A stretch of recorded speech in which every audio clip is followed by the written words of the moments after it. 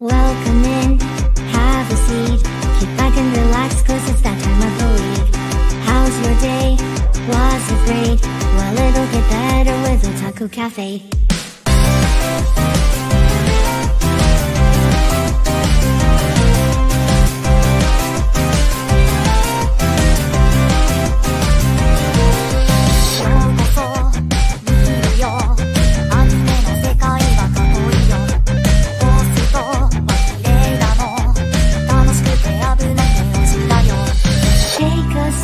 Nostalgia, let the memories bloom. All these stories in my head are gonna make me go boom.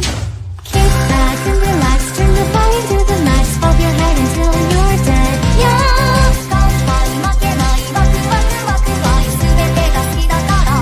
Yeah. Kick back and relax, turn the volume to the max, bob your head until you're dead. Yeah.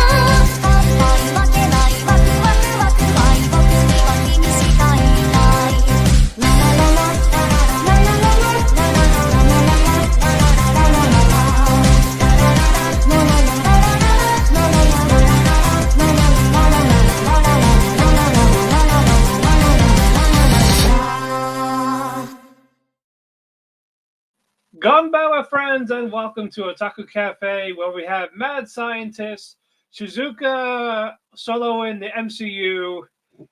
We have a lot to talk about with reviews, some news, a new anime studio following to the AI, RIP. Anyway, I am Matt Yokosi, your head chef, and join me, the guy who lost his life from what, Chris? From the cuteness. You lost your life to the cuteness, Chris. Physically killed me. And I nearly died. I had a heart attack. I did die. I'm just a ghost. Also, so first Ethan dies from the hurricane, and then you. Yep. And then you from the cuteness. So it's gonna be me and Starman left. All right. So I'm gonna get a help wanted sign up. Don't worry. I'm still gonna haunt this place. All right. I hope you do. You won't get paid though. I get paid. Oh yeah, no, you get paid exposure. Oh, you're right. Like a college artist. Oh man, you're like that meme of not Andrew Garfield. Fucking Barry Allen posing over Green Arrow's grave. Yeah, exactly. That's my exposure. There you go. How about that? Even in death, you'll still provide excellent service. Yep. But as you can see, Ethan's not here again. He's busy enjoying Captain America. And so it is Chris again. So Chris, as always, thank you. Yeah, no problem. But a couple of news, and then we're gonna get right to it. A lot of new reveals. One is Shield Hero. It's official for July of this year for season 4. Yay! Ooh. Yeah. Like I said, this sucks. I'm done. So we'll see what happens with that. The web manga. The guy she was interested in wasn't a guy at all. Yeah. Get an anime. I cannot wait for this one. The black-clad boy that Iowa Osawa likes is perfect. He is effortlessly nonchalant, has a sharp sense of style, and listens to the best music. Ever since the trendy Aya stumbled upon a small CD store to enjoy the rock classics her friends are not familiar with, the mysterious employee behind the counter has been on her mind. Meanwhile, the quiet and aloof Mitsuki Koga listens to a popular classmate, Aya, rave about her crush. Tormented by a nagging thought, how to tell Aya that the guy she's interested in is not a guy at all. In reality, when Mitsuki sheds her plain high school uniform, she is the one manning the counter at her Uncle Joe's CD shop. She wrestles with how to reveal her identity, but flirting with the stunning and clueless Aya is just too tempting. As music becomes their shared passion, it seems that Aya's feelings will remain unchanged even when Mitsuki's secret comes to light. I'm gonna watch this because you You said good things about it. It looks interesting. I can't wait for it. Yeah. But, next up, the light novel, The Cat and the Dragon. It's getting a TV anime. Deep in the forest where ferocious beasts and magical creatures dwell, a cat takes in an orphaned baby dragon as one of her own. So is a cat gonna be a dragon? No, the cat's gonna fuck the dragon. This is not Shrek. I wasn't even thinking that. I was thinking more of the Behemoth anime that's airing now, which is I mean happening. that too. That's sort of happening. Is it happening right now as we speak? I mean, there's a dragon who the cat kills, and after dying, the dragon reincarnates into a person and wants to fuck the cat. But I'm saying, like, is she fucking the cat as we speak, Not that I know of. or is it gonna happen? She has to wait in line. She has to wait in line. There's an elf and a dwarf who also want to. She has to wait in line. Okay. Oh, I cannot argue with that then. But outside of that, we have next up Night of the Living Cat. We got the cats for that, where it's official for summer. So we got zombie cats. I'm looking forward to that very much. I am too. It's gonna be so fucking stupid. I know, it's like it's gonna be like Zom 100 with the over the top shit. Oh yeah. So like I said, we're ready. Let's go. Moving on. My Dress Up Darling is going to conclude In March. in March, the last chapter after its 7-year run. So it's like, well, damn. Yep. But so will it end with season 2? I'm pretty sure they're going to try to condense it to season 2. I mean, yeah, they might. Yeah, it depends how they do it, but we'll see. The manga Ninja vs. Gokudo. It's got a TV anime. Since ancient times, the ninja and the yakuza have been at war, spilling blood around the world as empires rise and fall. So when, in the modern age, Shinoha, a ninja, meets Kiwami, a gangster following the path of the yakuza to Gokudo, and discovers they have common interests, the obvious assumption is that nothing good can come of it. But can it be that one burgeoning romance will shake up a 300-year grudge? Who will win the struggle for real ultimate power? This is a maybe. I don't know. We'll see. We'll see. I'm not interested, but I gotta just say one thing. Kiwami does mean extreme. It does mean extreme. Kiwami means extreme. Oh. Nice. Fucking Yakuza. Oh, from the Yakuza games. Yeah. In the first 2 games, they made sure you knew that Kiwami means extreme. That's amazing. And the fact that the Yakuza character is named Kiwami, you got to know he's going to be extreme. Next up, the mixed media project Utahime Dream is getting a TV anime, some more idol stuff. No release date for that one yet. And then the manga Torn After the Apocalypse is getting a TV anime in 2025. All alone after the end of days, 2 girls bike through the empty ruins of Japan, and they're not about to let the collapse of civilization get in the way of sightseeing. Even when the world ends, their journey goes on. This is a maybe. We got more post-apocalyptic. Will there be zombies, or just there's no humanity? Who knows? I think it's just natural disasters. And these 2 were the only ones that avoided it. From what I know, a lot of people are hyped for it though. Well, all I'm gonna say is, well, maybe they hid under their desks in school, kids. Maybe. They might have. And finally, OLM Digital Anime Studio reveals plans to incorporate AI into the industry. So, the Apothecary Diaries, well, there's going to be AI now. So,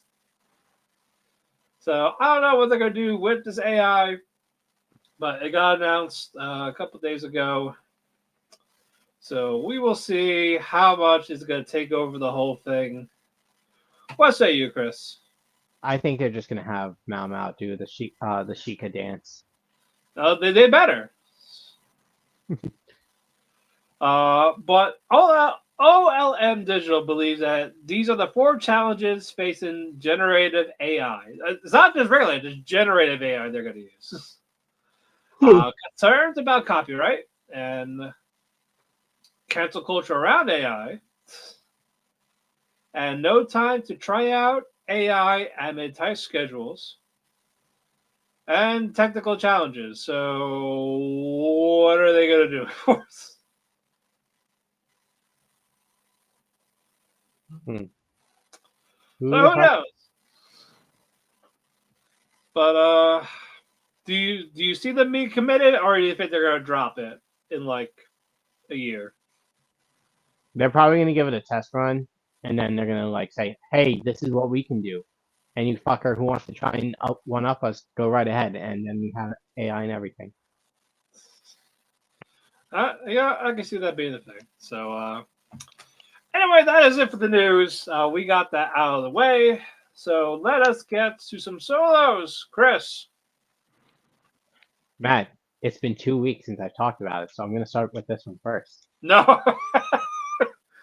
We're back with Gohan's special Momentary Lily. So last week the girls made it to the group of survivors and saved them from the what are they fucking, I forgot the stupid fucking name that they're called. Whatever, who cares? Turns out that everyone except Renge and Yuri, who's dead, so who fucking cares, had family in this group of survivors. It wasn't just one person.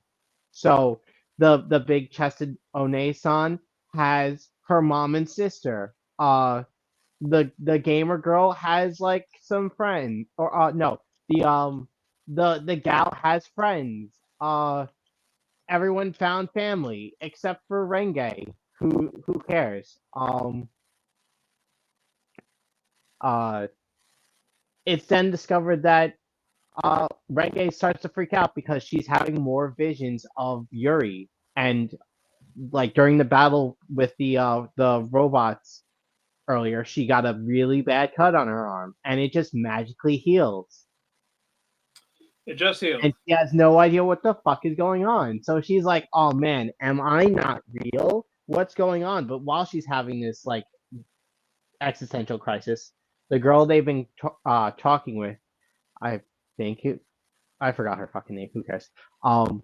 Says, "Hey, you look sort of familiar. There was another person who were talking, who I was talking to, who I haven't heard from like in 2 weeks, who looks sort of similar to you." And it shows like a picture of someone who looks like a smaller Renge. And Renge's like, "Oh my god, this might be my little sister. Finally, I can know who I am because I have amnesia." Important plot point. So she's gonna go and like say, "Hey guys, I think I found my sister, and she's in terrible danger. Can you guys come help me?" Everyone's preoccupied with their family and their families, and she's like, "You know what? I'm not gonna bother you guys with my problem. I'm gonna go fight the super overpowered new robot that's may kill me by myself," and leaves the settlement. Okay. This week's episode, she goes to fight the giant robot and feels sad because like, "Oh man, I left everyone." But everyone realizes, wait, Renge left us, and she left us a video of cooking that we can do this episode. And then learn that, oh, she went to go fight giant monsters to save someone who might be her little sister. Renge fights the giant monster. almost dies by it. Everyone shows up is like, hey, the big sister here is not gonna let you, think it's okay for you to be left alone, even though I was bitching you all out like 3 weeks ago that you almost got me killed. Um, Renge runs into her little sister. They have a heart to heart, and then the little sister's like, "Wait, no, you can't be my big sister. My big sister died like a month ago."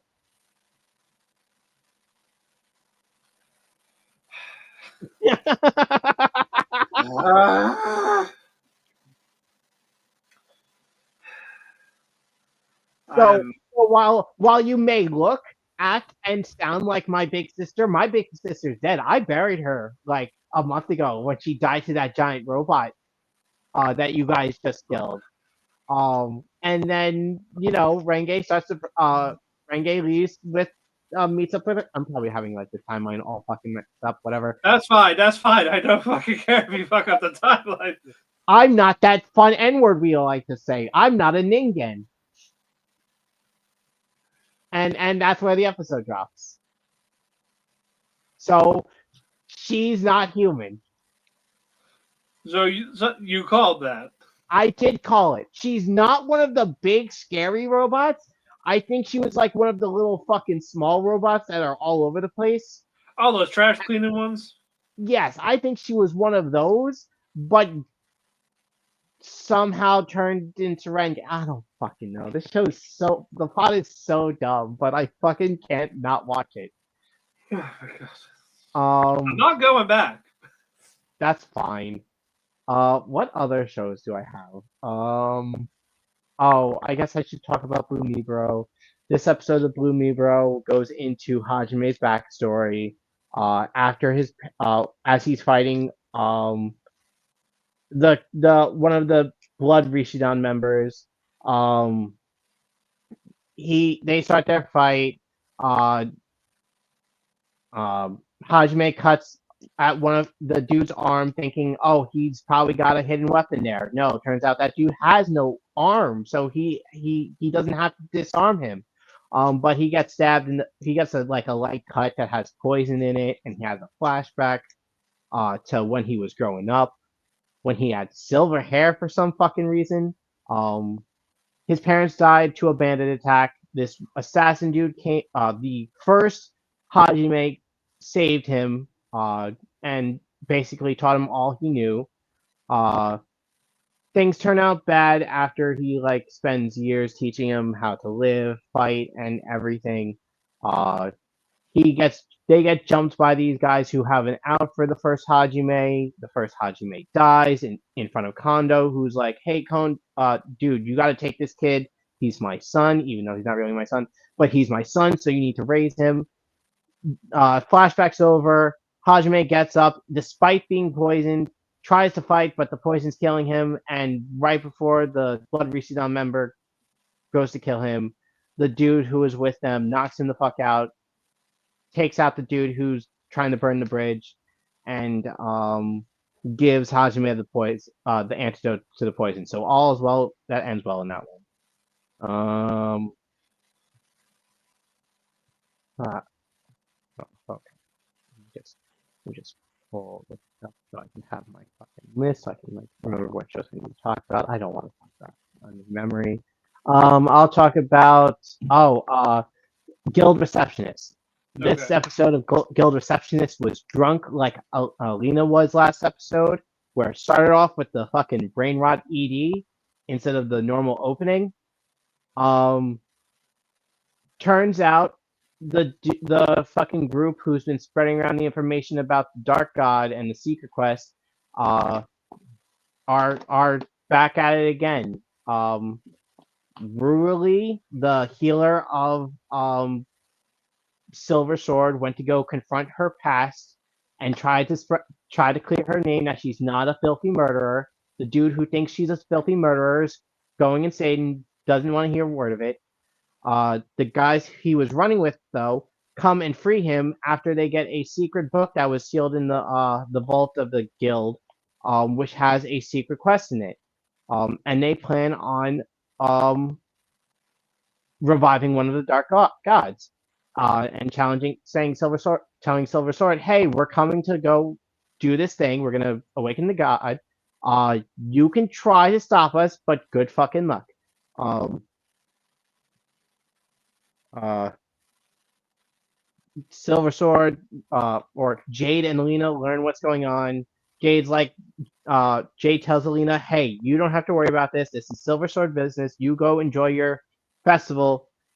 Because uh, because they're basically having a date, one that was briefly interrupted by a distraction, um, of some crazy dude trying to kill everyone, but Alina stopped it. Um, Everyone shows up to where the secret quest is. They fight the gang members. One of them kills himself because that's his skill. His skill is to kill himself. Um, no, seriously, he like just causes his body to explode, which is all apparently that skill does. But that gives the Dark God the enough power to revive because it requires sacrifices, or human souls to sacrifice. The remaining dudes like, you guys can't stop us. No matter what you try to do, we're gonna keep bringing back the Dark Gods because this world is fucked. Why do skills need to be a thing? Why do people get like shitty skills like transportation and killing yourselves? That's fucked. Um and as he's having this rant, he gets stabbed in the back by the Dark Gods because they're twins who uh fucking have the ability to just like splatter into goo and then reform because I don't know, they didn't really explain it yet, but they're probably going to next episode. And that's pretty much where it leaves off with them fighting the new Dark God. Uh, fucking Okisura talked about the beach, and then it talked about how Okinawans love to drive cars, and they even have drive-ins, not drive-throughs, so that they eat in their car. I'm not going to talk much about the fucking Okinawa, the ad for Okinawa. Uh, fucking. Okay, this episode of next is Medaka. Kuroiwa is impervious to my charms. This episode is the Halloween party, and instead of the outfit she showed off last episode, which I'm pretty sure you can talk about, of just being Lemon from Makane, the mummy, where she just had the bandages all around, no underwear or coverings. She went with a cute witch outfit, and uh, there was a little incident where her zipper was undone, and for some reason, Madaka was there, dressed up as a ghost, same as the Asano? No, Haruno. And uh, Kawai thought it was her. So she had Kuroiwa pull up her zipper and be completely embarrassed the entire time doing it. Uh, After it gets revealed that it was Medaka and not Haruno, they're both awkward for the rest of the party. Um, Mona tries to get Kuroiwa to wrap her up in bondage. And then their awkwardness gets carried out for the next day until they both apologize for being idiots. And that's where that episode ends.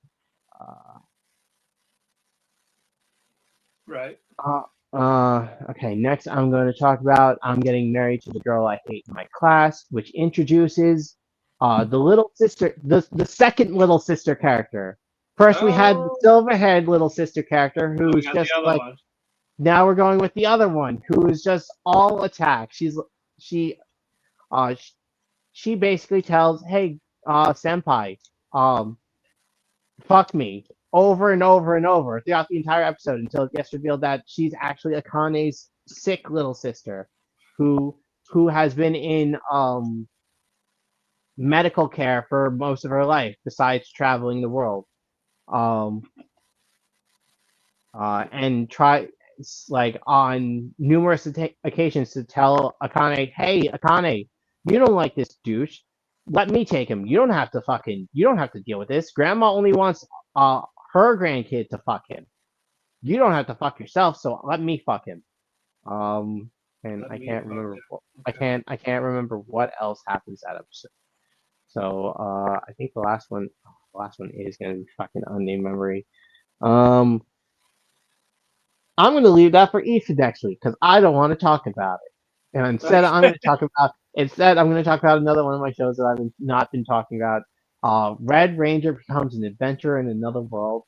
I've been recently catching up because of one. I found out through the grapevine of the internet that uh the female main character gets the Red Ranger into bed and says, "Hey, we're gonna fuck, so we can deepen our bond, so I can understand how this power works." The second is because of a fucking Kamen Rider reference in this episode. In this episode, they reference Kamen Rider, and they have the fucking voice actor who voices the kid's belt um do the voices for the Kamen Rider belt in this episode, and it's so fucking good. Basic premise of this show, I probably talked about it earlier. The Red Ranger, um, of a Super Sentai Power Ranger group, dies in the final battle and gets isekai to a fantasy world. In this fantasy world, he is still able to transform, and whenever he transforms, there's an explosion behind his back that actually affects everyone who's near him.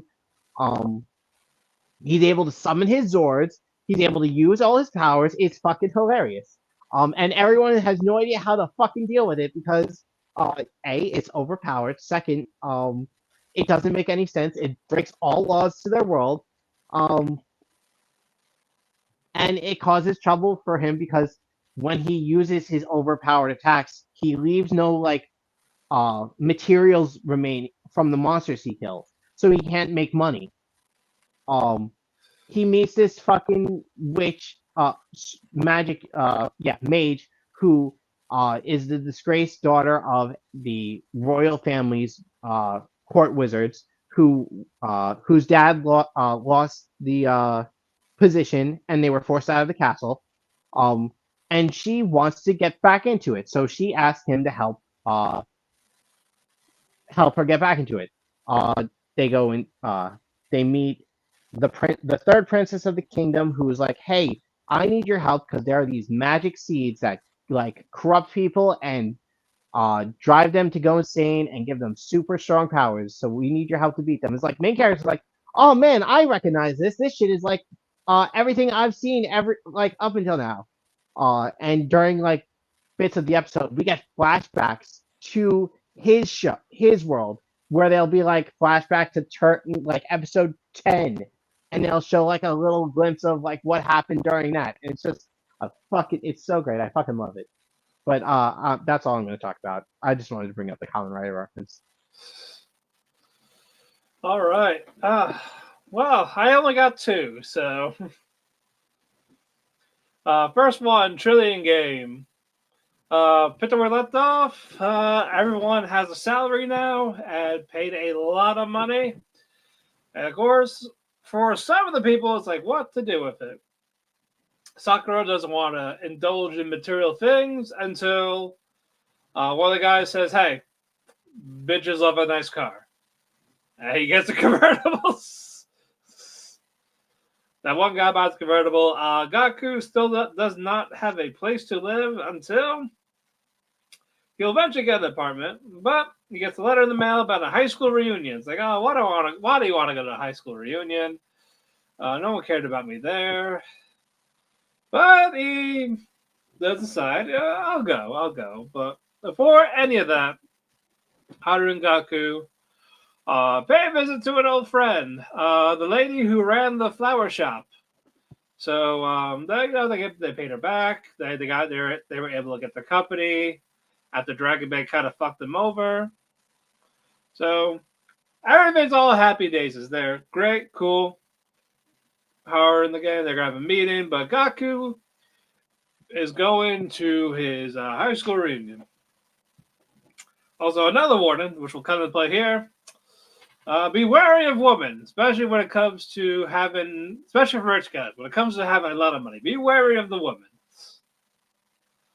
So like, cool, cool. While Gaku was at this reunion, he doesn't really talk to people, but he does remember one girl that he kind of had a crush on, named Momose. She was the only one that really acknowledged him at the school. Like, not like because people, because jocks and all that, they would ignore him, everything like that. So, but she's the only one that took notice of him. He also helped out her in her music class for like the machine for the flute, like a digital sheet music thing. And she eventually shows up, and she's like, "Oh, hey, Gaku, how you doing?" Like, actually happy. Of course, the other classmates were also kind of bragging, like, "Well, I work in this company. I don't mean to brag. It's not a big deal." That type of thing. Until the guy asked Gaku, like, "Hey, so what have you been doing?" "Oh yeah, I haven't been hired or anything, but yeah, But I've been working on my game and my company." It's like, wait, you developed Pop Up Land? You're part of this? Like, oh shit! Now the person that neglected him the most is like, "Hey, I'm this guy with my business card. Get me a fucking job." He's like, yeah, sure. But Mama say she's like, ooh,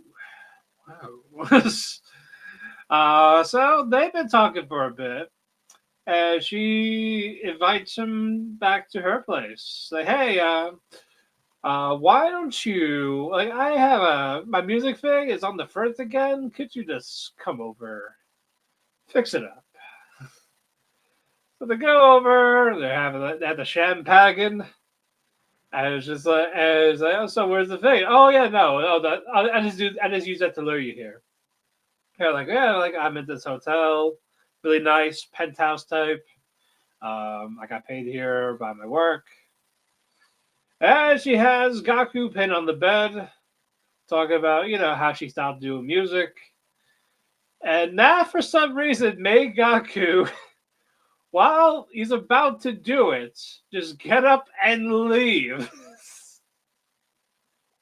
Can't trust these women, as they say. He's like, he's running away, crying a bit. It's raining. He found Sakura's convertible, even though it's wet because of the rain. Rin checks up on him, like, yeah, you okay, type of thing. Like, yeah, he's okay. But I'm just like, you could have done the deed. But I know, it's like, well, maybe, like, is she interested in you for you or the money? No one knows. But moving on, my last one, Dragon Ball Daima. It ends in 3 days. Thank God. Thank God. We picked up where he left off, what Gloria wished for, and of course he wished for everyone to become adults again. They're all back to their regular ages. They're normal size and everything. So good. And Arensu tells Glorio, hey, like, this is the thanks I get for, taking you in when you had nothing, poor, fighting in the streets. Well, go, be gone, away with you. Because he wanted him to wish her to be the new Demon King. And that way she could stop Goma. Oh, that's out the window. Majin Ku, it does reach us. They're like, oh, don't worry, I'm not leaving you. I'm going to stick by your side. And now they're trying to figure out who's going to fight Goma. And it's Vegeta's turn. Because Goku fought as a kid. Now it's Vegeta's turn as an adult. So we finally get adult Super Saiyan 3 Vegeta. Okay, cool, fine. This is one time in adult form. Why not? Kicking Goma's ass. And that all goes well. Even hit the final flash. But Goma is still standing. That third eye on his head, the devil's eye, it's making so that no matter how many times he gets his ass kicked, he's not going to lose stamina or anything like that. But Vegeta's out of energy. So while all that's going on, Arensu trying to figure out a way how to how they can remove the eye, and the only way to do that is that they have to hit him in the back of the head 3 times. I guess in a row without being stopped. But we'll see. We'll see what happens. So Goku's like, "All right, Vegeta, it's my turn now," and Vegeta's like, "No." And then Bulma's like, "All right, I got him. I got him. I got him." Vegeta, what woman? It's time to stop fighting. It's Goku's turn. No, I'm gonna fight him till it kills me. Well, you know what, Vegeta? Stop being stubborn. If you keep on fighting, I will never take a bath with you again. And I swear to God, Vegeta learned instant transmission of how quick he flew down going, all right, Goku, go ahead. It's like, I'm second thought. It's your turn. It's your turn, Goku. You're fine, Kakarot. He can't win. He cannot win, but you know what? I understand. Bath time with Bulma is important. He's a husband. He's a ladies' man. He's got a Goon and Vegeta is canon. We find out he likes tits. You know, he likes bath time with Bulma. Let us go. And so, as Vegeta admits defeats, no, he folded real quick. So now Goku is like, all right, I'll distract Goma while you, Piccolo, you try to get him the back of the head 3 times. So we get a call back from when Goku turns Super Saiyan 3 the first time. Like, what? This is Super Saiyan. This is Super Saiyan 2. This is a Super Saiyan 3. And now we get the Super Saiyan 4, or whatever they call it. We don't know what they're going to call it yet.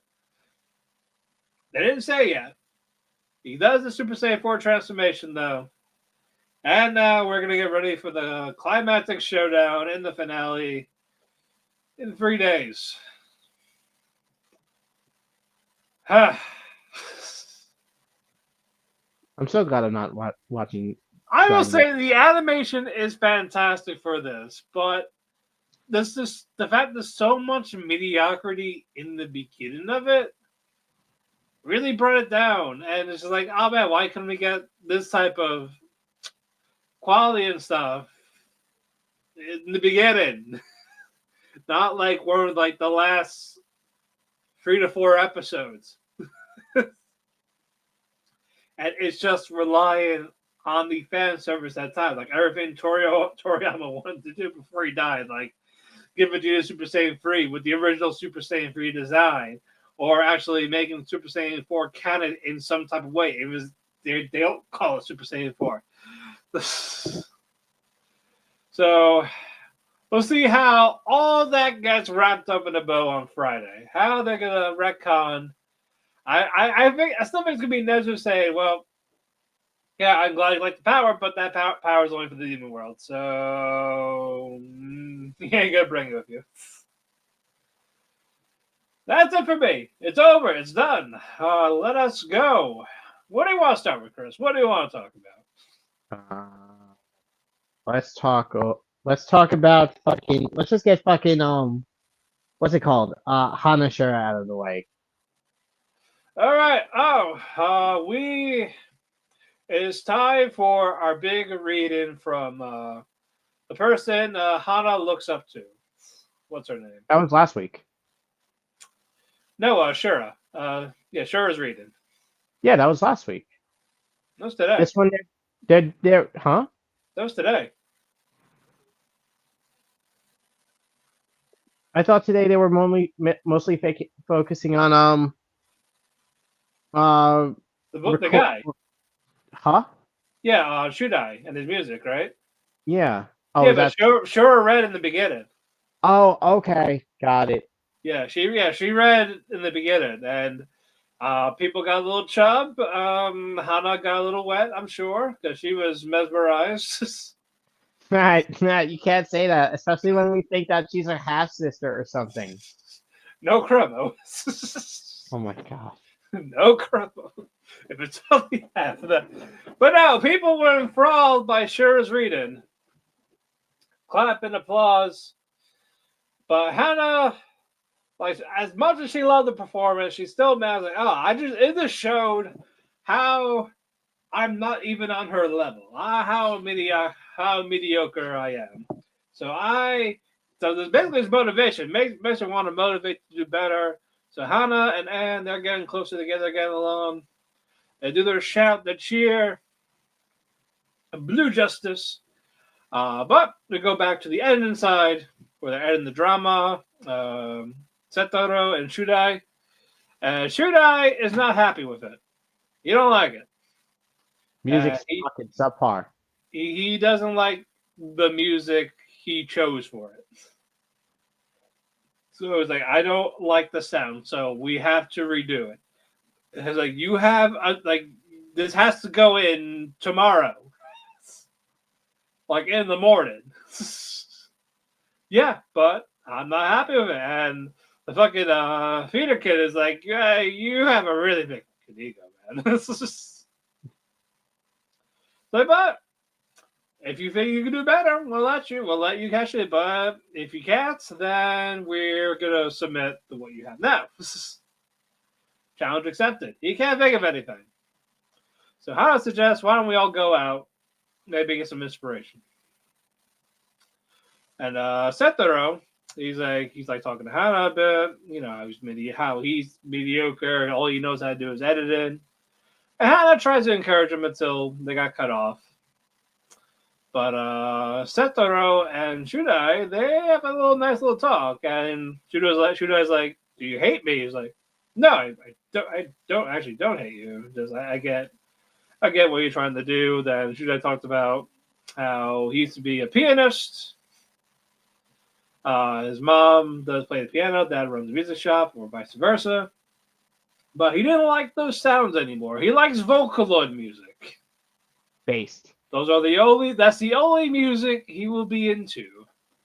Because everything sounds so ordinary as not as that type of thing. And Setoros is like, ordinary still ain't bad. And I kind of reflect on it a bit. He didn't say anything. But they caught up with the girls. He sees the piano. He's like, let me try something. He's playing the piano very beautifully, mind you. And it's like, all right, I think I got my score. I got my musical composition. Goes with the piano. It fits. It's great. Someone actually trusted him. Setsuno trusted him. So he got trust from the group. He's happy. Everyone's happy. And we saw, I like that. I like a little snippet of Matsuyuki's acceptance letter in his bag. I feel like that's his actual thing. He just left it out there. Like that's how he actually feels like his future's up in the air. Yeah. So I liked that. This was nice. So yes, then Shudai got some little bit of focus. So that was good. I wonder if they'll get focused next. We will see. Moving on. Let us go with Tasokare Hotel. Yes, I remembered. I paid attention. Neku was talking about the idol group. All 350 members. However member they are in that idol group. But what a coincidence! One of the people that came into the hotel is Konomi from the idol group. Yeah, she's one of the centers. Yep. So Neko's fangirling. She's getting happy about it. She orders a big plate of food because she's at this hotel. They turns out they actually hear radio from the other side, from the world of the living. They're getting upset. Like, I can't believe our idol member is dead. And she's just like, oh, this is crocodile tears. But they just have to say this for public. And they're still going to continue with the concert. They're going to do the concert. They're going to do like a memorial show. One of the patrons gets mad at Konomi. Like, oh, look at you, Miss Celebrity. Getting all the cool shit. Getting all the attention. He's like, did you want something? Like, just ask. No, I never. But we find out something about Konomi. She has an eating disorder. takes various diet pills. She eats a lot. She throws up. It's all not a pretty sight to see. So maybe it may seem like she took her own life. Who knows? But so Neko's idea of cheering her up is let's make her do a concert for the patrons of this hotel. At the venue, which is like the dining hall, bar area. Ask Haruto to do the sax. Nope. Doesn't want to do it. Hotel manager. He knows how to play drums, apparently. He's going to be the drummer. Hey, Masaki, you're a pianist, right? It's like, yeah. It's like, you want to do this? No. Well, why don't we play this card game? Well, all right, fine. Well, if you win, I'll do the thing. But if he wins, he gets a favor. Yep. And she's good at cards. Neko's good at cards. So, what was the favor he would have asked if he did win? I think it was like tell him where she lives or something. Yeah, it's like that. Like I could just look that up. Plus, I don't care to. Hey, he watches her while she's sleeping. Yeah, he watches her and does that. That is the ultimate trust. The fact that he's able to go into their room while sleeping and just doesn't do anything. They could have killed her any chance he got. Yep. He also has a general idea of where she lives because of her student ID. Yep. Because you're not too far from me. But yeah, part 2 is going to be the actual concert taking place. Not a bad episode. I'm curious more about this idol woman and what really went down. I'm sure we'll get all that. And Chris, it's no use. It's no use. Man, I hate that bird. It's no use. It's no use.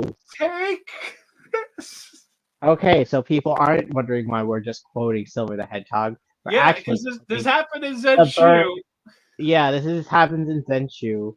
Turns out was the bird in the last episode? Yeah, for like a split second, this random bird keeps annoying Natsuko, saying no matter what she did, and just breathing, it's no use. It's no use. Turns out that woman is actually the isekai spirit of the fucking creator the creator of this movie. And Natsuko fucking fangirls like, can I get your autograph? Like all this. It's like, yeah, like why are you ruining my movie? This was a shot to all the fans out there that create their own fan stuff. Yeah, it's great. Yeah, it's great. It sucks. Wow. If you get so salty over this, maybe you should look at your own story. If you're creating a character, if you're making an entire series where your character gets a redemption arc only to turn it back next season and try to convince everyone, no, it was a corruption arc. What are you talking about? We weren't going to redeem this character. Go fuck yourself. I have a lot of feelings towards a certain show. Say it on the air. Oh no, I'm good. I'll go. Like it's not even an anime. It's not even an anime that I have these. This show pisses me off so much on so many levels. But I'm not going to digress. Just tell me the name. I need to know the name. That's it. It's miraculous. It's the French magical girl show that I'm somewhat. Okay. Yeah. Oh, hey, we're gonna turn this one character who's fucking the school bully. We're gonna sort of make her good, only to like turn her into worse than Hitler in season 4 and 5. I'm not. So stupid. Well, anyway. Next, after Bird director bitch says, "Hey, it's no use. Stop messing with my story." Yeah, and then Luke becomes cringe. Luke has the sudden revelation I love Natsuko Hirose. I need So to tell her. yeah, and he Oh, tells her over over and over and again. over any chance he sees her. That it got to the point where Natsu's like, taking a call, yeah, no reshoots, no, never bring this up again. Closes the door. Depressed, Luke then goes to the grave of the golem dude. I forgot his name. Yeah, Molmog or something. it's And like, Justice shows up. it's like, dude, you really suck. You really suck at this. But he's like, why did you talk to your unicorn friend? It's like, oh no, he's like a brother to me. I can't do that to him. He's family. It's embarrassing. I don't care. I would still punt him in his head as hard as I can. Just stick his horn on the ground like a football. I'm gonna do a field goal, and I'm gonna punt that thing. I'm gonna punt the shit. I hate that unicorn. It's annoying, Sean. It's annoying. Stop. I hate that unicorn. Don't care. I will fight you. But yeah, Justice basically, I know where Natsuko wants to go. You can take her here. Take her on a date. yeah. The hot spring. So I go to the hot spring. It's kind of awkward, the nakedness. But he's also kind of plays like, there's nowhere. There's the other side. There's the men's side with the boys. Talks about the real world. They talk about the creation of the spring. Yeah, and how Natsuko, like, I love all the nights. Like, who do you love the most? Blank, because she was gonna say him, but it'd be very awkward. It'd be very awkward right now. So, but now guess what? Because there's a void. There's a void in the mix. So Luke tries to go stop it. Fails to do so as this giant void blows up the hot springs. Like an asshole. Like an asshole. So Natsuko summons a mech or a Gundam. Yep, summons a Gundam. That thing gets kind of killed pretty easily. Yep. But it gives Luke enough distraction, or it creates enough of the distraction so Luke can jump on top of its head, shout, "I love Natsuko Hirose," and kill the void. Yep, and he looks at Natsuko in a serious way, and he goes, "I love you." And then Natsuko goes the Doki Dokis. Yep, so I think she even says Doki Doki. Yep. Fun. Not a bad episode, though. Not a bad episode. Moving on, Hanako-Kun. I've been waiting for this fucking wonder. I've been waiting for this wonder. Yep. This is my favorite fucking wonder. Oh yeah, talking about one number 4, right? Tiara. Tiara? No, not Tiara. What's her name? What's her fucking name again? May. I'm sorry, May. Yes. Yeah, but Nene and Co. finally realize that it's not a real place. So they interrogate not real Mitsuba. Getting tied up. He likes it. We know. Calm down, people. Calm down. Yeah. Back. This is back, I say. They Mitsuba. He got it, but he wants out of it. But at the same time, he's like, I don't care. So Ko and Nene, they see May, and May caresses her legs. The daikon radish. They're thick. They're thick. Like, whoa, calm down. They're like daikons. They're radishes. And like, no. All right, we want out of here. Oh, you want out of here, you say? Well, we're gonna do something here.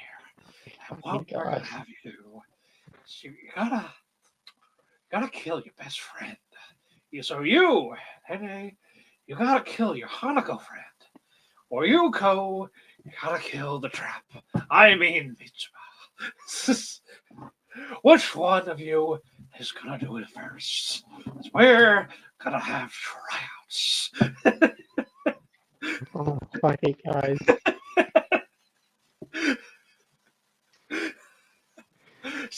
crazier than usual. Anyway, Anywho, they're like, no, you're crazy. We ain't doing it. Well, then, I guess you're stuck here forever. and if you stay here long enough, you're gonna lose your memories of the outside world. Yep, like you're soon. It'll be like this is your home. So, Nene and Ko retreat for now, and Nene sees Hanako and the brother. Yep. Hey, he's still creepy even when he's not dead. Yeah, that's Like a fun story. jumping on his brother, kind of wrapping his legs around him. We know what he does to him at home. That's why Hanako had enough and killed him. You cannot Yep. tell me otherwise. Well, I mean, I could tell you otherwise, but I'll leave that a mystery for now. But anyway, they're going to like gaze up at the stars for the festival. As they're going to the roof, Yuki, whispers to Nene's ear, "Have fun killing them." Yep. So like, oh, you can do whatever you want. You can make it gruesome. There's a mace. You can push him off the building if you want to make it clean, kind of. Do whatever you want as long as he's dead. But Nene does not believe this method. Yeah. No way, no how. No sirree baba. But we'll see what happens with that. Next up, we are going to do Shangri-La. Before we get to another arc. Crazy. I can't believe we're having another arc this season. On top of an arc. I mean, it makes sense. I mean, do we really want to have two back-to-back finishing a season by fighting a unique monster? That's fair. But Sunraku is with the Shark Man Araba. Everyone got separated. Let's figure out what the game plan is. What's to do with this? How to fight everyone, and how to handle the Kraken. Sunraku sees the city. There's like 4 pillars. And what do those do, Chris? They are pillars of sealing. Each of them have like a mini boss that seals abilities, items, skills, magic. Make so they can't use them against the unique monster. Yes. So they have to basically sneak around. And how do you sneak around with none other than Sunraku yelling from the top of his lungs? You do it very well, especially when it helps Emil find you. Yeah, everyone at Emil is crying for help. Yep. While carrying the fucking escort kid. The captain of the ship. And then there's a giant sea creature ganging on them. And the Sark is like, why? Info: Vorpal bunnies, along with Katesif, are able to use a skill called Random Encounter, which will save them from hordes of monsters. And that is how the eel comes out of fucking nowhere. Because they revealed last episode, because of the powers of the inverse, the only 2 types of monsters here are the undead fishmen and the fucking mermaids. Yeah. They're all around. The rest of the Saiger Zero also logs out. Yeah, she has real life stuff to do, which is fair. She has to go to work. Which is fair. Yeah, she needs the money to keep playing supported. But Rust and everyone, they all eventually meet up in the middle. Sunraku kills the giant eel. Yep. They get away, so they have a game plan. So it's like they have 6 days to basically beat the unique boss. But for half of those, Sunraku will not be there because he has to go to a video game tournament. Yeah, which a lot of people, for some reason, are comparing to GGO because of the fucking GG in the beginning of it. Yep. So who knows with that? But so then we're going to take a break from the unique monster to go to a video game. Video game. Yes. So Pencil Gun, Sunraku, and Trap-kun are gonna be playing another video game. Oh man, first Nephilim Hollow, now this. Yep. Pretty much. Russ did get to see a robot, and she pretty much like started gushing from it. Yeah, from even though it was like it's totally not alive. It's sleeping. It's just sleeping. It's just sleeping. Moving on. Rurouni Kenshin. The cops so far so good. They've been stopping people. Yep. There's nothing on fire yet. It is time. It is showtime. There needs to be blood, fire, blaze of glory from Shishio's men. But since the cops are well prepared, the foot soldiers are already like they're either scared or already getting arrested. So the 10 swords were like, all right, do it ourselves. Like, hey, we were told to not kill people beneath us. Like, oh, where's the fun in that? Basically. Yep. Misao's crew are on the move too. They captured the people that were basically chicking it out. Sanosuke, Kenshin, Hajime, they're at the bay. They're like, oh shit, they're here. How do they find out? Like, yeah, this is bound to happen. Show them what our actual boat looks like. Let's invite them on. So this old decrepit boat is like this. Give her the exterior is a giant high-grade warship. And shoots cannons, Gatling guns. So they go, well, if Kenshin and this Hajime fellow, they can get on, then we'll let them on. And who's this guy? Some dude. It's some dude. Don't worry about him. He's just a low-level fighter. So Sanosuke's plan is let's use explosions. Explosions. And like no, if you go in the war with those, they're gonna be defective. Let's just get on here. So Hajime, Kenshin, they're on the ship. So we're gonna have a little fun exhibition match in tomorrow's episode. Yep. And we're already getting Aoshi in the fray. Yeah, we're almost done. We got four more to go. Yep.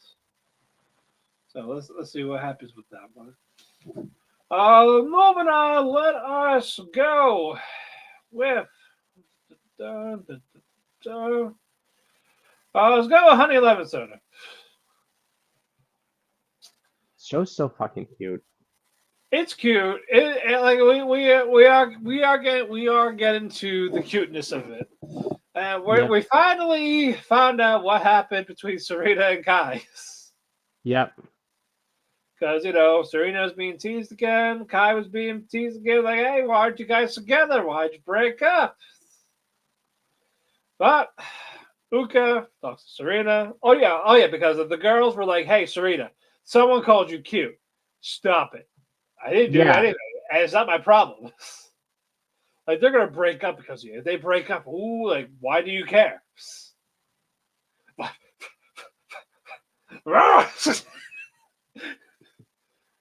no, they got stopped. The bullies go away again. Ishimori is talking to Serena. And Serena goes, well, I was kind of like you once. I was still popular. Aside being shy, I was still very popular. Don't get it twisted. I was still popular. It's fucking bitch. Like I was popular still. But no, like all because I stood up for someone. The mean girls were basically picking on me, and Kai was defending me a lot. And got to the point, well, we were dating, and then I realized I became too dependent on him. And I couldn't have that. So we broke up. So Ishimori's like, so you don't like him still? Like, I wouldn't say that. no, it's over. I know you're look, Serena, you're lying. All right, yeah, still like him. Do you like him, Ishimori? It's No, like that's I do, but not like that. It's more of admiration. yeah. He helps me, and I look up to him. It's nothing like anything more like that. Stupid. Yeah, back. So summer break. Ishimori kind of blows off Kai. Like, I'll see you next semester or next term. Kai was about to ask, hey, you want to hang out? Like, nope. Ain't happening. Ain't not happening. But yeah, they do midterms. All that goes well. Summer Summer, break. yeah, they have a break. Summer festival's going on. She's like, oh, I bet Kai's there with Serena right now. I bet they look good together. And as I'm gonna go out, she sees Ayumi there. It's like, hey, you want to go with me? We'll have a girls' night at the festival. Like, all right, Wait, cool. was it this episode where Kai tells the dick friend with the black hair that what he said before was That wrong? was last week. That was last week. That was last. Okay, yes. Yeah, Okay. that was the after credit. Okay. Yeah. We were like at this point, we already know Kai likes her, Yeah. and Kai missed the boat again because Ayumi invited Ishimori out first before Kai could get a chance to Cockblocked. cockblock. But as Ishimori and Ayumi having this girls' night out, pussy blocked by Satoru. Who comes and Devastated. steals Ayumi's attention. Yep. But Ishimori sees Serena is there with not Kai. Yeah. So she's like, "What? Why? You should be bumping uglies with Kai. Why with a friend?"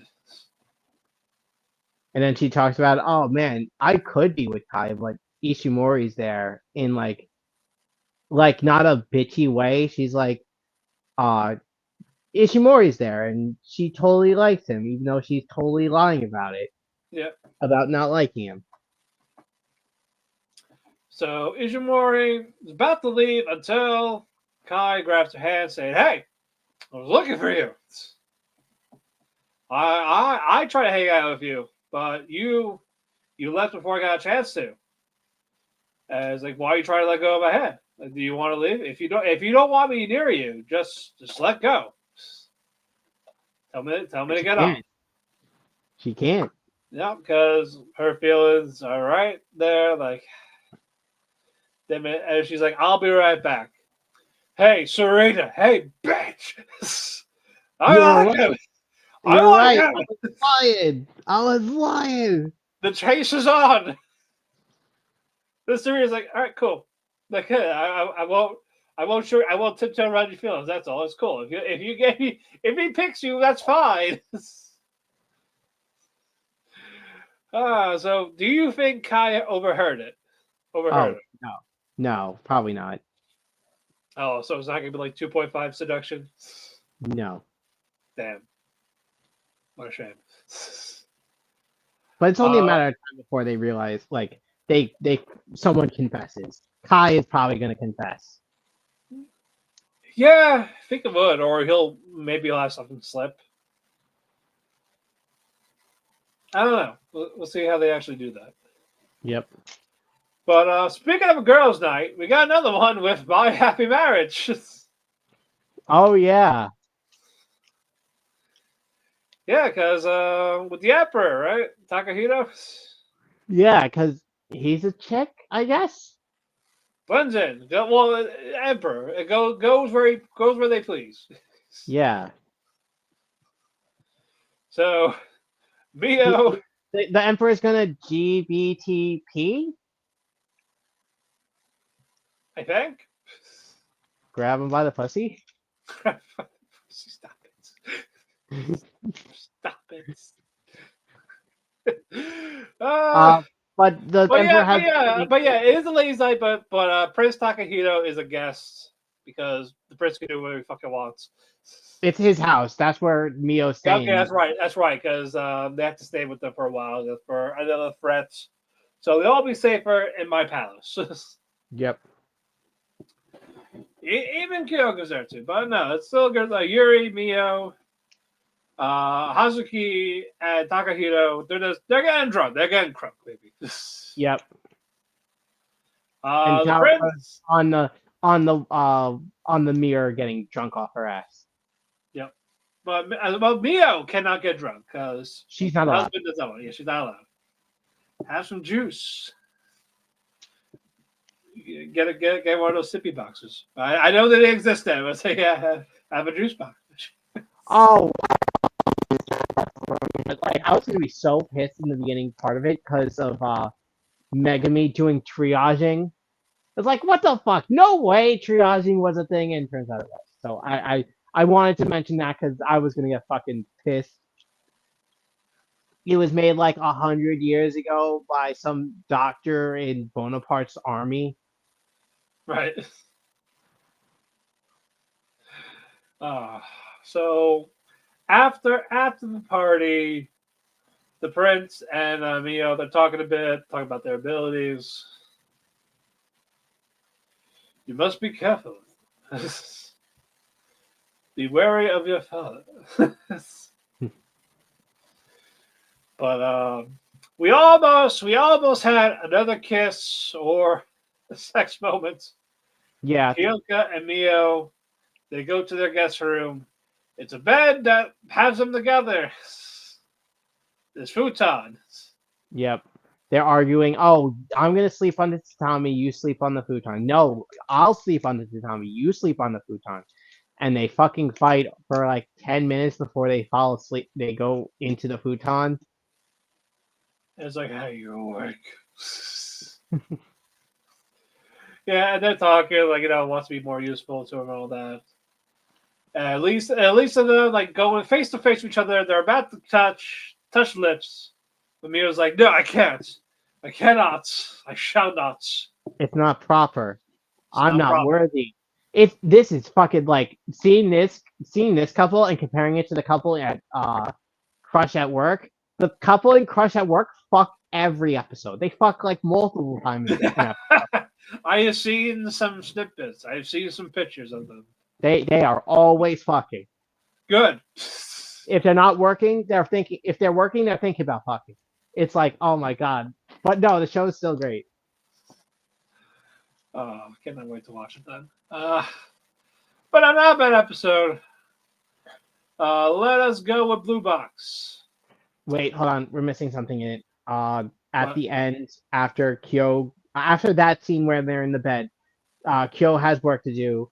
Arata shows up and he's talking with Mio. But then some fucking advisor for the education department of Japan shows up and is like, "Hey, Mio or Arata, one of you two, do you want to use your powers for me?" And throws out like a huge wad of cash, trying to bribe them.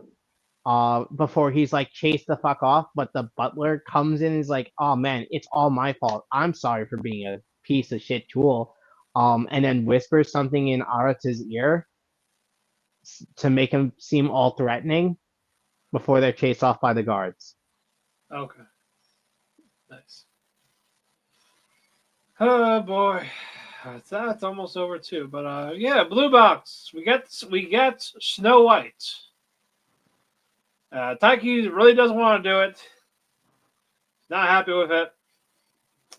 It's awkward because he keeps thinking about the almost kiss with Hina. Yep. So they are fine. She's been working hard on it. I can't let her down now. Yep. Of course, he told Chinatsu about the play. Yep. So her seat is like in the middle, like where she can see it all. Yep. Taiki is very Awkward stiff and of his lines at first, but eventually he'll warm up to it. And of course, we finally see Ayame from afar. Like, yeah, fuck all these people. Yeah. But Taiki's like, oh, the kissing's coming up. What am I gonna do? It's like I could just not kiss her. Yeah, And he make it could look just like not. that. Oh, and So there's also talk in the background of how they took some creative liberties for the play because it's fucking weird that this one dude just shows up out of nowhere, it thinks, just kisses oh on no, this this girl woman. is dead, time to kiss her, and she wakes up. Also, the students who are a part of the play are questioning, hey, so is it Taiki and Hina dating? They're really fucking close to be not dating. Are they dating? Um, and Kyo's like, no, they're not dating. They're just both really fucking stupid. Yep, it's like, are they in a relationship worse? They're stupid. But Taiki leans in, doesn't kiss her. Yeah. She's awake. But the confetti thing that the people that set up before this, And Rush doing it yep, falls. falls in the head, makes him go down, and he kisses her for real Yeah. in front of Chinatsu. And everyone's like, oh my god, they fucking kissed. They kissed. Oh my god, they kissed. Even though, like, if he didn't do that, she probably could have gotten a concussion. But, like, they kissed. That's the more important part. They kissed. And And, everyone's going because of fucking this, wild so over because it. of this, the play stops. Yep. And now they're no longer talking about the play. It's just, and Taiki just tells the stage crew guy, like, hey, stop. We didn't. She says she even said we didn't. You're making her uncomfortable, and I don't like that. He's like, all right, sorry.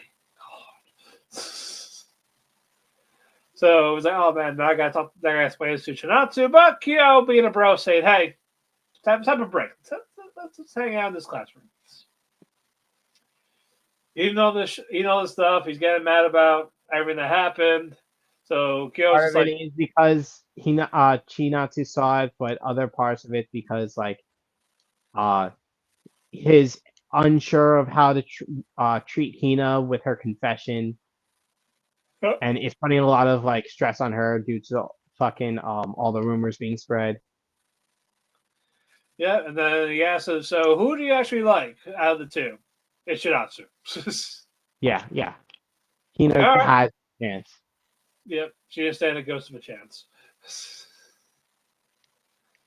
But we got other people there hearing it. Karen's sister over here is like, oh, so this is it's the one that did the kiss on the stage. Like, oh, it's him. He's going to have the worst arc of all time in these next couple of episodes. Nice. Good. Just good. Yeah, not good. No, that it's good that it's gonna suck for her. Like, good. I hope it sucks for her. Hope the worst. Next up, we're gonna do Sakamoto Days. Sakamoto is best dad. He is the best dad. Yes, he's out right now with his family. So Shin and Xiaotang, they're arguing because Xiaotang's wearing his shopping apron. Saying, well, I can't relax because you're reading my effing mind. So that made Shin angry. He storms out. People come in to kidnap Xiaotang. It's like, is this Shin? Like, yeah, of course it's Shin. She's wearing the name tag, so it's fine. And the guy's like, Flawless logic from that one guy. No matter how hard, he was determined. He was like on God. Yes. Like, we cannot, like, she is Shin no matter what because the boss will kill us. Yep.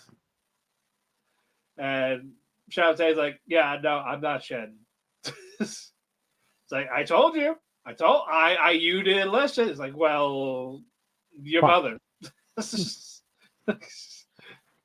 But thankfully, Sakamoto knows where they are because there's a tracking device in the name tags. And they're going nice, cool chase scene. They failed to chase. They've failed to get there in time. We get the hideouts of, and it's Shika. Shika is here. I'm like, she God. But no, it's a reindeer head. It's Rudolph here. Mr. Rudolph. I'm gonna call him Rudolph now. He's like, is it her? Like, oh yeah, no, it's not her. Like, it's not Shin. Like, what? You threw me under the bus. Like, oh well, now she's a bargaining chip. So let's see if they'll actually save her.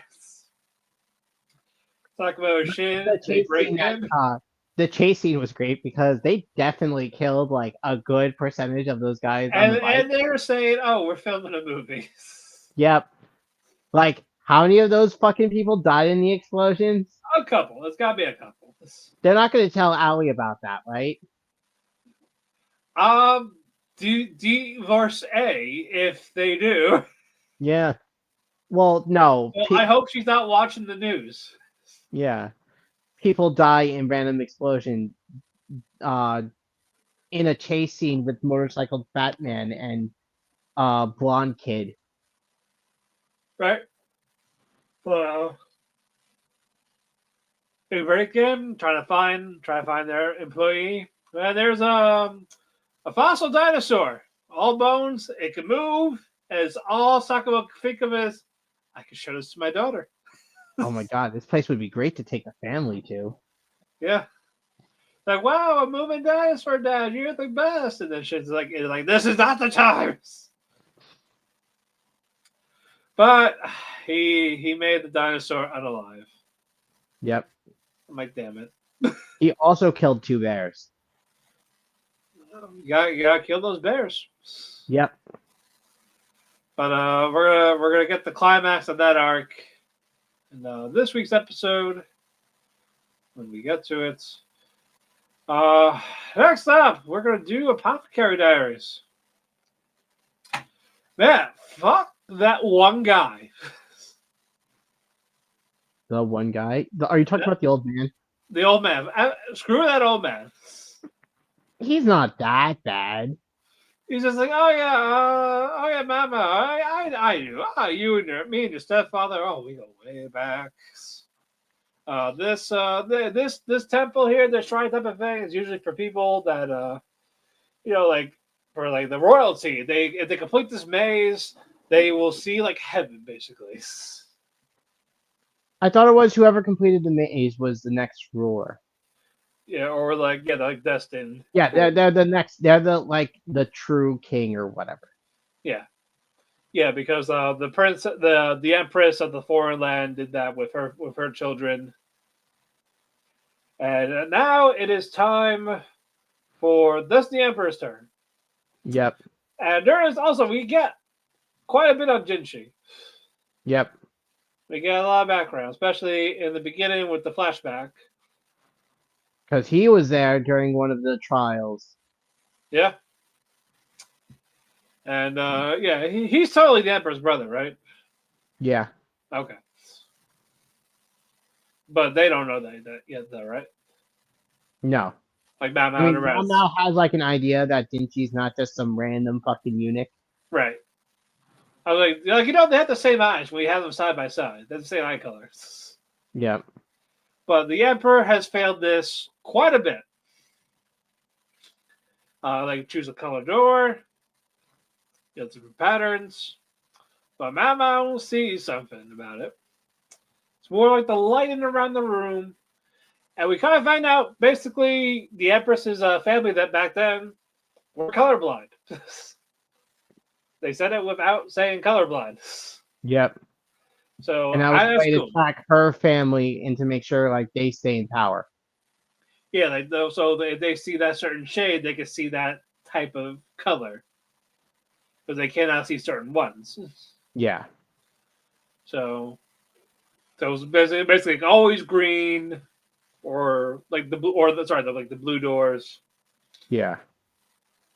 But eventually, when they reach the destination, beautiful view, like the music in the background. Also, the guy's like, your father would have figured it out, or hey, why don't you have Mamo as a concubine? Like, her lady would not like that. Enough. Yeah, she doesn't. She grow 15 centimeters. In the chest. in the chest. It's like, well, F you. And the old man's like, well, maybe she could be Jinchi's concubine. It's like, no. Don't even joke about it. But no, we got the mystery of that. And then Mama's kind of been at ease at Jinchi because he seemed like there's something off about it. Like there's more about him that she's going to find out. She's going to figure out what's the deal, what's the beef. But it was a nice little. We get to see the Emperor actually do something, kind of, or actually have screen time. He's not important though. I know, like he's kind of he's the Emperor of the whole fucking country. Like you gotta see him a little bit instead of just fucking people and going, is the food poison or not? That that sort of thing. Yeah. Next up, Medalist. Oh my god, Medalist is so good. It is fucking great. Inori is upset, cannot find her bag, like picked up where it left off. She did not remember taking it with her, and then she finally realizes she left it in the train because one of the elder ladies said, "Hey, you want me to put your bag up there so you don't have to hold on to it?" And then she forgot it. Yeah, her autistic ass forgot about it. And so Sakasa's like, well, I found it at the Lost and Found. I'll run there and get it. I'll run 10 stops. That's a lot. He can do it. He did. But yeah, it's like, oh yeah, we're up at like 12:30. Don't be late. And they're like, oh yeah, the prelims they're gonna end early. No. And if he's not here with the skates at this time, yeah, you're gonna have to withdraw. No. But Tsukasa, he ran, he got on the train to go back. And he is sweating. We actually see it. It's actually animated. Like his shirt, half his shirt is covered in sweat. Yep. Normally they would not do that. It would just be the head. Nope, the whole shirt, like more than half the shirt. And then that fucker puts on like a jacket right afterwards. Yeah, I guess someone gave him a change of clothes. Well, no, like he had like his normal like jacket and hoodie on. He just had, or he had like his long sleeve shirt on when he was running, but when he got back inside, he put on the jacket. I was like, the dude, just take it off and take a quick shower. Jesus. He didn't have the time. He just made it back. I meant after you signed her up. Well, I'm sure he did that. I'm sure he did then, but with that, it's time for some more skating. And I like how the guy who ran the old skating rink is there, like sitting next to Nori's mom. So why are you here? Like, oh shit, I can't tell him that. I can't tell her that I let. I got her to skate for free for worms. Say, oh yeah, I'm here for Inori. To support. Like, I'm sure it was like half of it, but yeah. But we get a few performances. We got two that are like rivals. Tied for like second place. And now we're gonna it's now Inori's turn. She's nervous. She's like, just do this routine. Like yeah, because Sakasa's like, hey, do this routine. I didn't have you add extra thinking you'll win. I know you'll win with this stuff. If you do it perfectly. Yeah, just do not fall once. She fell once, right, when she was going to. But before it started. But it was before it started. Yes. Do you think she's gonna mess up at the? I don't think so. You think she's gonna win again? I don't know. She might. I just don't want it to be like too obvious, like she wins every single thing. She's not gonna win every single thing, but like I think she's gonna just like win a couple. And then when she goes against like one of the more notable characters, like the tan girl, um, uh, the blonde kid, uh, obviously like she's not gonna reach what's her face, the one with the black hair Oh yeah, anytime. no. That'll be season 2 if we get that for sure. If she Next, doesn't place first, she's gonna take second. I still see her being like top 3 Uh huh. for sure. But no, I can't wait to see what she does this time because it was Yep. animated beautifully the first time she performed. All right, next up, ReZero.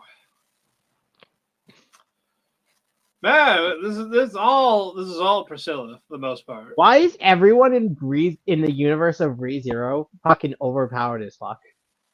Everyone's just like, oh man, I could take this hit.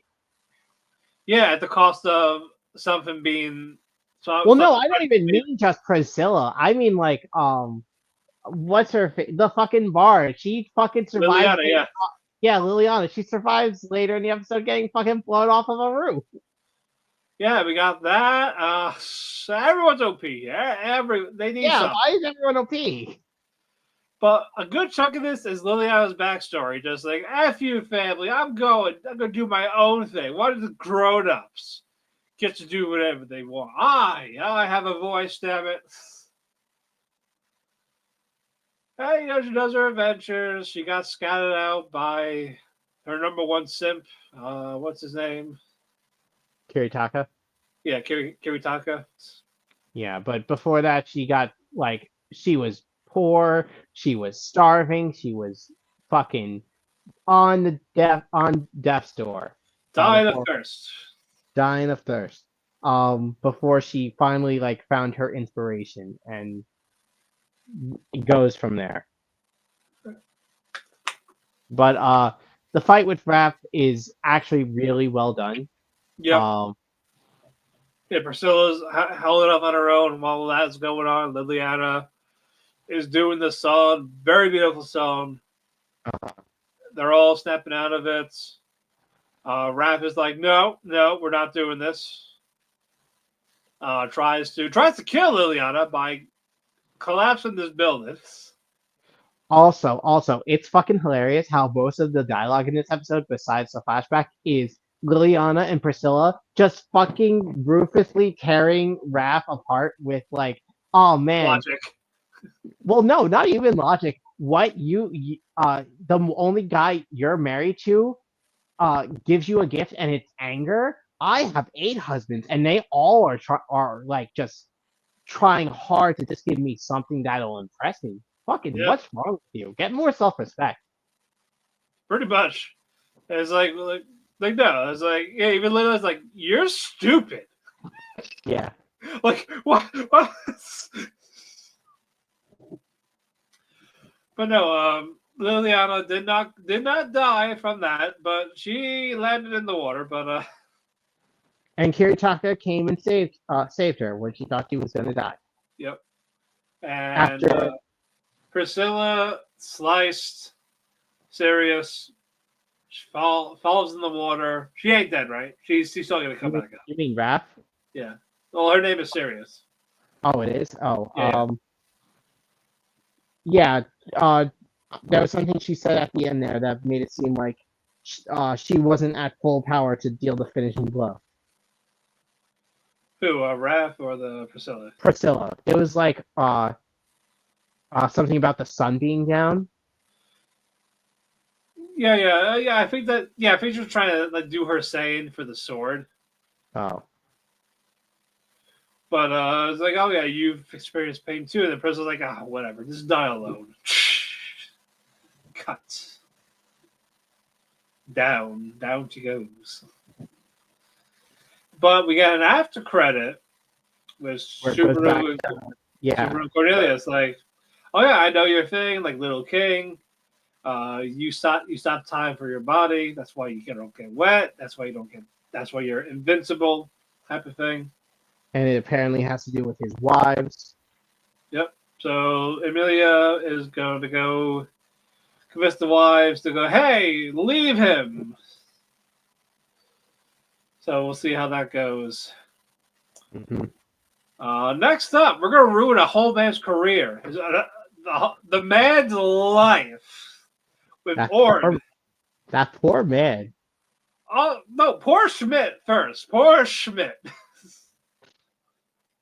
No, man. Schmidt went out like a hero. No, he did. He is a Chad. The rebellion, they're going to stop the Inquisitors. They do the shield thing as a distraction. Schmidt and Draka, they're riding away on horses. Oh, they kill 2 of the Inquisitors to take their horses, but right next to Novak. So Novak starts chasing them because of a couple of others.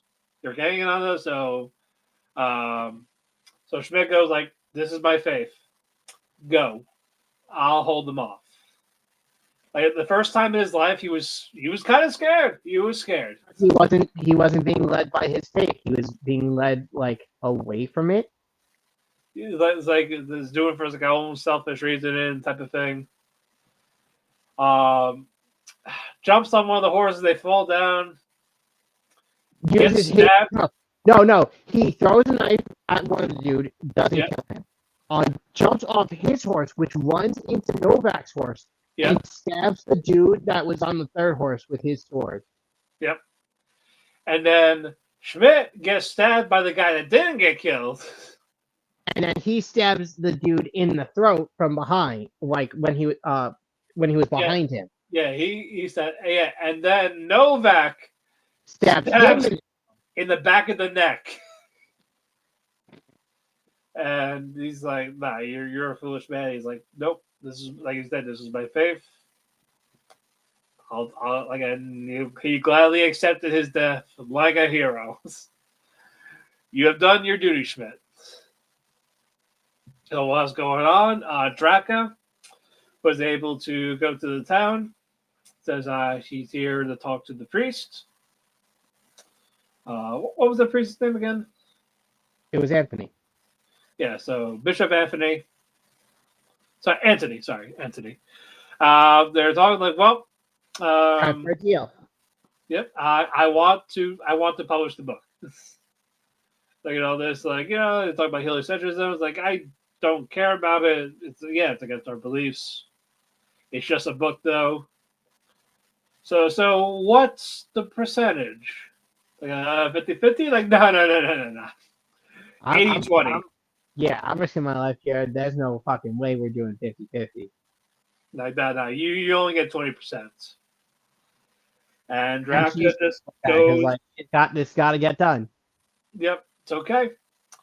But I was like, I need to do one more thing. So I need to send a letter to someone. Carry a pigeon. And while that's happening, Novak goes. There's Anthony, Draka, and Novak. And then Novak goes, "Hey, get away from her. She's a heretic, and she's part of the heliocentrism. She believes in that." And then Anthony just like, so? Like, what?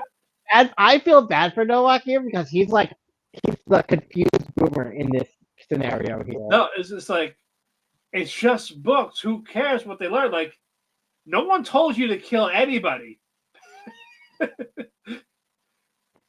It's like, no one told you to do any of that. Just keep them in line. That was it. That was all you had to do. Didn't he order for fucking Novak's daughter to be killed, though?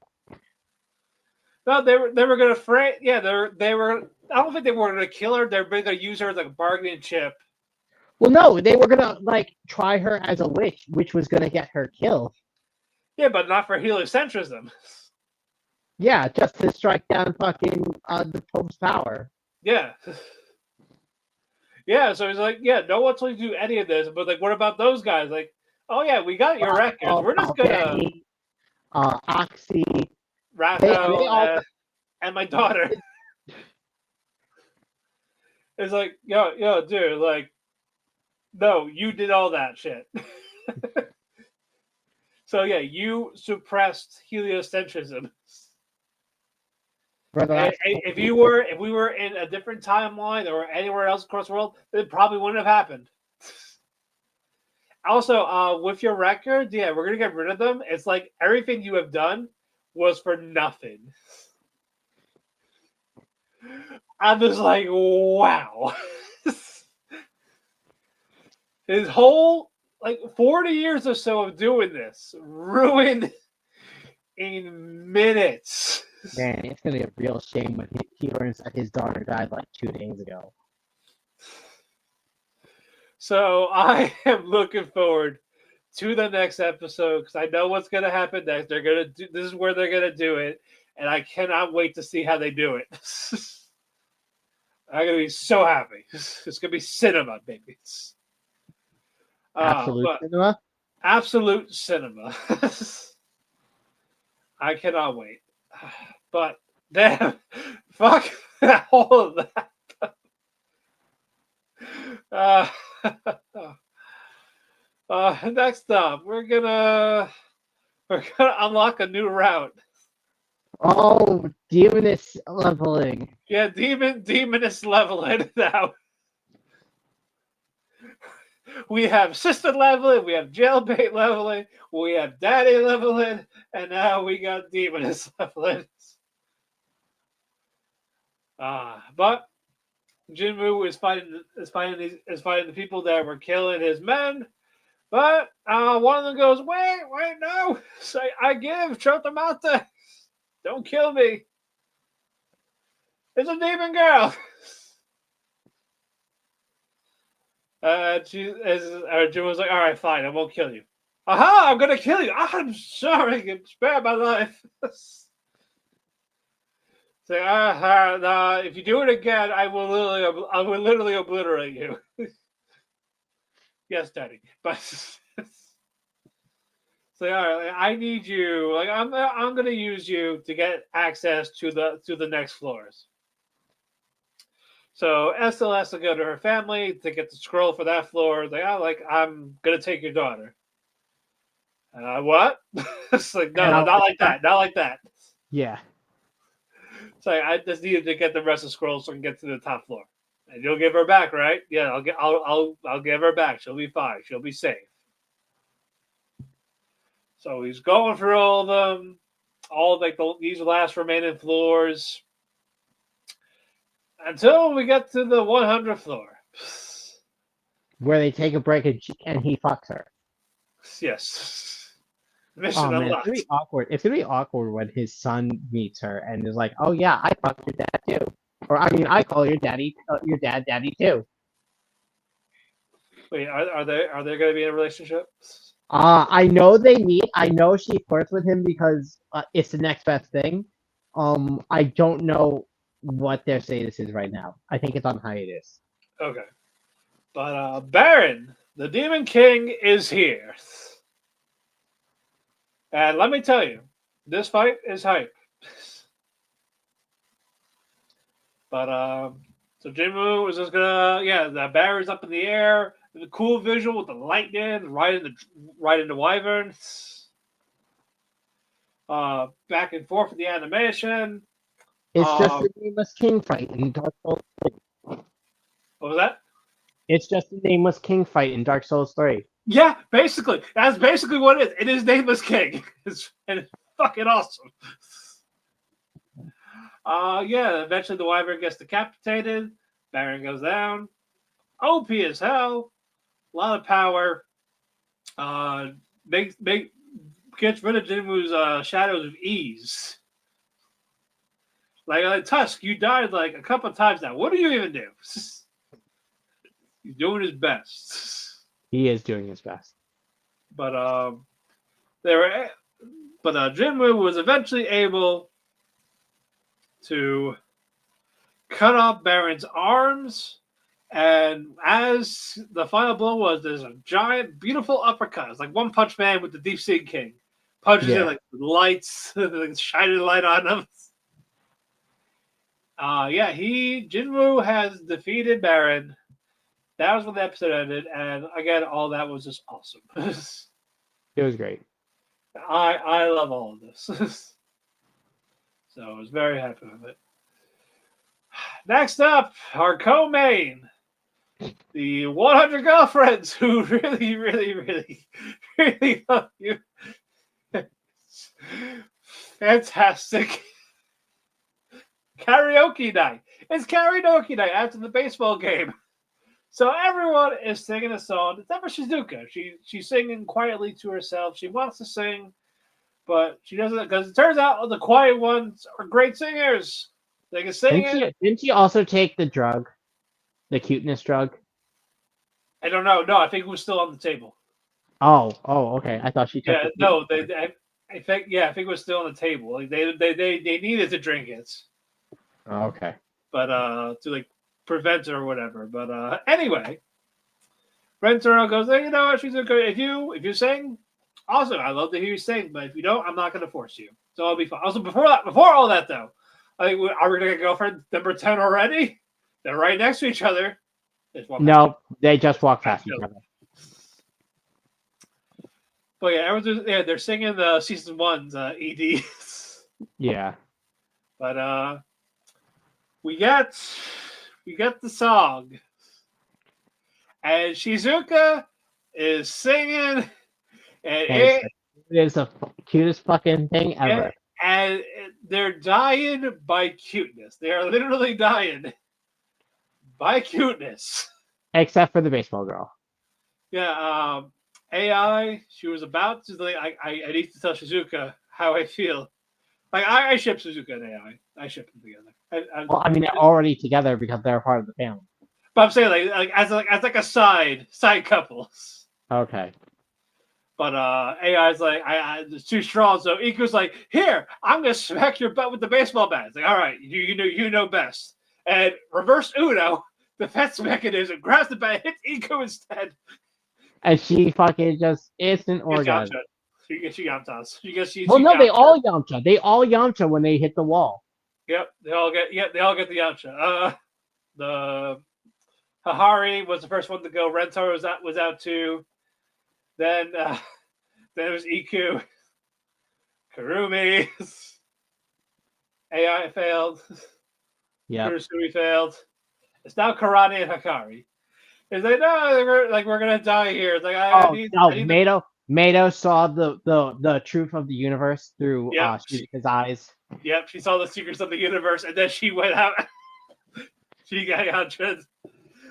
And then like, I'm gonna have babies. Like, but you're a girl. No, I mean Rento's babies. Do you hear that, Rento? Oh no. She says I'm gonna have to have your babies because Rentaro fell. It's like, but no, you're a girl. You have to have Rento's babies. But what about you? It's like I'm gonna have Rento's babies too. It's like, and then Car's like, you hear that, Rentaro? Karate wants your babies. And then she died of embarrassment. Out. So and then Hakari eventually goes. Rentaro, he gets back. I was like, I can't make her feel bad. So he eventually his body comes out and he sings with her. It's so fucking cute. And then everyone just goes flying out the wall. And then I'm gonna guess it was Rentaro Super Saiyan flying, or well, not even Super Saiyan, just flying and catching everyone. Yeah. As a fucking bystander who's like construction workers like, oh, there's woman falling. Yeah, and he's mosaic out, like he's all blurry, you can't even see who it is. This show is so fucking peak. Oh man. But no, that was the first half. You get everyone splitting up at the mall. Now no, it's just Rentaro who's at the mall. He was gonna text everyone and say, hey, I'm at this nice mall. Do you guys want to meet up? But he didn't get to because he ran into number 10. Yeah, me. And me. She's sweet. She's very much a narcissist, but she's nice. Yeah. She's fucking Rarity, basically. But it's like, well, you have the honor of being my boyfriend. Like reverse Uno. Like I'm asking you out. You should be privileged. I'm gonna give you a makeover. Wearing white suit, wig. White wig, bright-eyed colored contacts. Yeah. He pays for it, of course. Yep, but no, she's very competitive with her beauty. But she says there's only one person that rivals her. And Rentaro, being the main character, can't help but think of his girlfriend, who looks similar to uh, him with his style now. White hair, Yep. red eyes. Yep. And then we get a couple of bystanders like, oh my god, I hate these hoity-toity people, and they think they're better than us type of thing. Let's teach her a lesson. Also, with me, like, yeah, she's not very like rich, and all, like she's actually worked on like, doing jobs and all this to make herself look beautiful and all that. Like, you know what, I like that. Like, you're working towards it, and Rentaro sees that this person throws a drink, tries to throw a drink at me, but Rentaro blocks it, and this cop goes, "Oh, you fucking what?" right away. That cop teleported over like, no, we don't do this here. Starts chasing her down. Mimi sees this like, you sacrificed your clothing for me. Like, oh yeah, it's just a jacket. Like, yeah, like, you know what? Take all that. Like, you are true beauty. Like, I love you. And then he explains that if she really does want to be his girlfriend, he's gonna be number 10 because he's got a whole family of girlfriends. It's like 10 is a beautiful number. I accept. But it doesn't last long because AI and Shizuka come in like, oh, hey, Rentaro. And Mimi is like, oh, it's you. That I cannot be a part of this. So because of this, I challenge you to a contest. The loser leaves the harem. And all of a sudden it turns into a house moving castle. Yeah, I didn't get that part. Yeah, there's definitely references to Ghibli films. Like we have The Valley of the Wind, and Princess Mononoke. Yeah, we did get a lot of those references. Yeah, and I like how Rento's like, I am very sorry, fans who watched The 100 Girlfriends who really, really love you because I spoiled it a little bit with that reveal. But I'll make it up to you next episode. Like, what? Oh my god. I love it. All right, finally, our main events. Dr. Stone, Science Future. Almost, the whole thing's basically backstory about Dr. Zeno and how Senku was his protege. Yeah. Because that was the reveal, like, because science is elegant. They were like, oh, that my old mentor used to say that, so I know who he is now. And we're fucked. Yeah, we're fucked basically. Basically, Senku did an experiment with Taiju when they were kids. It didn't go well, so he emailed, and even freaking NASA, and even NASA's like, "There's no way this kid is real. This is totally an adult playing a prank on us. There's no way this person's 8 years old." And then Dr. Zeno was like, "I'll take that challenge." And it actually gives him actual solid advice, like, "Oh yeah, if you do this math equation on top of that, you're missing this. You need this. You need all this equipment." And then so Senku's like, all right, I'll go to America. Then you see Ishigami like, oh, Senku, you're here. What are you here for? I'm here for your credit card. And I'm going back. I'm flying back home. Yep. Like, he flew a day just to get a credit card. Yep. Science is legit to him, damn it. So he buys 3 million yen or so worth of equipment. So there's all this leads to them emailing each other back and forth. Taiju asked him, "Hey, since you're like so buddy with this NASA scientist, why don't you ask him how to build a rocket?" And Senku's like, "That's too fucking easy. Shut up. Yeah, I don't want to learn how to build rockets. I want to learn everything there has to do. And if I just get the answers right away, that's fucking boring." Yeah. Pretty much, yeah. And yeah, so a while's going on. Zeno was pitching a thing called like Helium-13, I think, something like that, or Helium-3. Yeah. That got rejected. It's like, nope, not good enough. But I guess Zeno and Senku lost base for a bit because I feel like they haven't talked for a while. Yeah. Senku goes to visit America again. To get a new credit card from his dad. Yep. Looks at the new rocket, and then our background here we see Zeno and Senku side by side, and they don't know it's the other. Well, no, I think Zeno knows because he heard fucking his dad saying, "Oh, my son Senku's coming to visit me to get a credit card from me, but he's coming to see me." Yeah. But they don't acknowledge each other's names. Like, I feel like they knew in their head, like they knew who the other was. Yeah, because like he's a famous scientist. There's obviously pictures of him. Yep. And it's like, well, that's a beautiful rocket. And like, all right, I'm gonna go back home now. Yep. And all of a sudden we got hypothetically, if we were in a Stone Age, what would you do?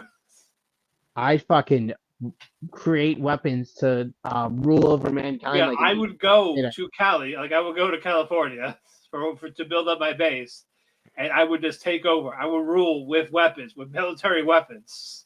Yep. And we see what happened to his side with the petrification. He told everyone there basically, "Hey, this is going to cause us to be petrified. If you stay awake, you'll wake up eventually." Yeah, we don't know when, but just keep your consciousness awake, and then you'll eventually wake up. Yep. We got a few people stepping for the one girl. And for Luna, yeah, for her, to keep us waking up, like, I am dependable, like she was saying, repeating her words. Yep. But, yeah, and Zeno, yeah, his mind was sharp. He like woke the up back. At the same time as Senku. Senku, yeah. I like that back and forth where their eyes cracked at the same time. Yeah. Yeah, cool shot. That was where that episode ended. Yeah, cannot wait how they do the rest for this arc. And then it's gonna get weird. It's gonna go downhill after. Oh yes, very downhill. Uphill technically, but it's just gonna fucking end nowhere. Yeah. Look, this is the last good one, folks. Enjoy it while you can. Yep. But closing thoughts before we get out of here. Oh, this is a good week. I'm slowly but surely catching up to all my shows. Slowly but surely. I still have a bunch more. You're more caught up than Ethan, though, so you're good. Well, I'm caught up to all of his shows and your shows and not my shows. Well, let's say you're still more caught up than him. Yeah. But with that, the cafe is closed. I forgot to put up our ticket, but we'll put it up now. Follow us on our social media platforms, whether it be Twitter, Instagram, Facebook. Just type in Otalku Cafe. You can find us on YouTube. Follow me on Twitter, DavePhoenix12, or follow my Instagram, House Husband Cosplay. Follow Chris at Chris Zephyr. Follow us for where we listen to your podcast, whether it's Spotify, Apple Music, Amazon. If you are listening to us on audio, give us a 5-star rating. It really does help out. It really does help out the show. Share it around. Do what you gotta do to get the word out. It's always greatly appreciated. We want to thank Dirt Sheet Radio, W2M Network, and Chairshot Media for hosts on their platforms. So follow them at their social media platforms, whether that be Dirt Sheet Radio, W2M Net, and Chairshot Media. Use your head. We'll be back here Tuesday with more anime goodness, the finale of Dragon Ball Daima. We are past the halfway point, so we'll be done with the winter season in about a month. But until then, folks, oyasumi and good night. See ya.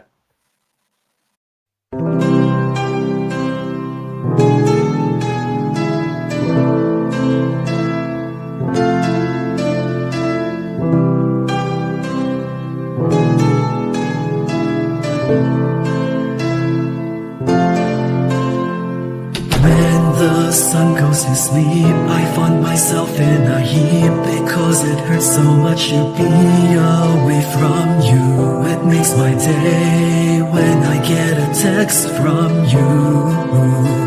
But still I say goodbye again. Let's hope this isn't the last time that I see your face. But hey, it's fine. I know everybody needs a little space. There's no one to blame. Goodbye again. Let's hope this isn't the last time that I hear your voice. But it's your choice. I can't keep you here forever. Just promise me that you'll come back.